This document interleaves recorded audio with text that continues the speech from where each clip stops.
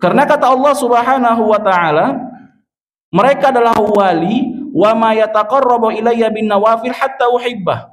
Mereka tidaklah mengerjakan perkara-perkara yang wajib, kemudian mereka tambah dengan perkara-perkara yang sunnah sehingga aku mencintai dia.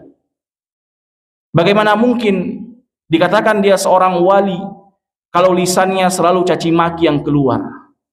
Bagaimana mungkin dikatakan wali kalau lisannya selalu berkata-kata yang kotor?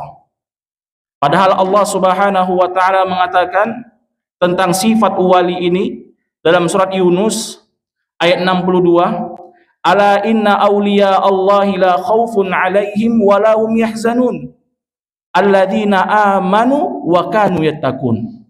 Kata Allah Subhanahu wa taala, ketahuilah sesungguhnya wali-wali Allah la khaufun alaihim wa la hum yahzanun. Dia enggak pernah takut dan dia enggak pernah sedih terhadap cemoohan orang lain, terhadap komentar dari orang lain.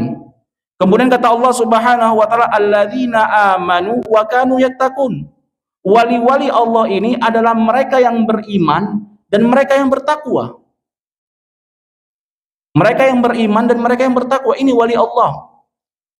Jadi kalau ada wali Allah yang dikatakan dia wali Allah karena dia bisa terbang, ya, karena dia bisa melintas zaman misalnya, yang sering kita dengar sudah menjadi rahasia umum,